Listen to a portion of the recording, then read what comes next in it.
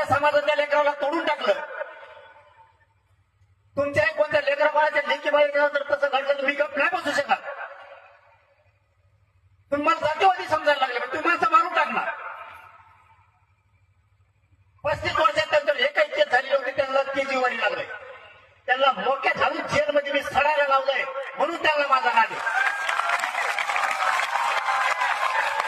आणि तुम्ही इथून पुढे जर मराठीचा वाटा जाता तर मी जेलमध्ये तुम्हाला सडीणार. कितीही ताकद लाव, मी तो एक पाठ पुरायला खंबीर आहे. मी कोणती चूक करतोय? जरा त्या संतोष देशमुखांच्या घरी जाऊन एकदा. एवढे लेकर आहेत त्यांचे. बापाला मारण्याचे फोटो पोरगण पोरगी नाही बघू शकत त्यांची. तोंडात गुत्तेपर्यंत मारला हरामखोरांनी त्यांना. कोणती बायको असा मार सहन करीन नवऱ्या झालेला? कोणतं पोरगण पोरगी करीन? सगळं रक्त अंगावरती सांगळलं त्या संतोष देशमुखांच्या. तरी आम्ही बोलायचं नाही. तुम्ही लेकी बाळीची छेड काढणार, आम्ही बोलायचं नाही. वा, कोणता मराठा आहे मग मी असा? माझ्या मराठ्यावर अन्याय होताना मी उघड्या डोळ्याने बघणार. मी मराठीच्या पोटचा असू शकत नाही. तुम्ही त्याचे तुकडे तुकडे करणार.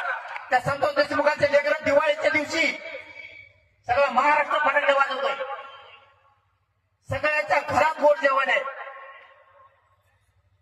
ते लेकरं नाही जेवू शकत. लेकरांना जर आईला विचारलं ना, आई आपले बाबा कुठे आहेत, आई नाही सांगू शकत बाबा कुठे आहेत. आपल्याला फटाकडे कोणी आणणार आहे का नाही वाजायला? काय आईनं उत्तर द्यायचं त्या लेकराला?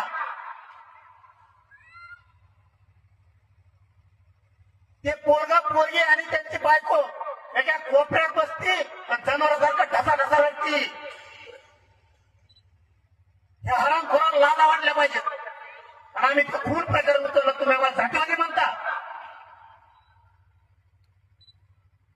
ते महादेव मुंड्यांचं सुद्धा ते मारून टाकला. अरे मांस नेता का कोणी कोणाचा मांस? यांनी त्या महादेव मुंड्याचा मांस तोडून नेला. इतकी क्रूर हत्या कसं जगायचं त्यांच्या पोरांनी? ती माऊली माझ्याकडे आली, तिने सांगितलं पाटील माझा नवरा करता गेलाय, कुणी नाही आमच्या मागं वावर नाही आम्हाला. किमान माझे लेकर मोठे झाल्याच्या नंतर मला जर कधी विचारलं आई आपला बाप कोणी मारला तर मला सांगायला तरी नाव राहू दे, यांनी मारला होता, यांना जेलात झाला म्हणून त्याचा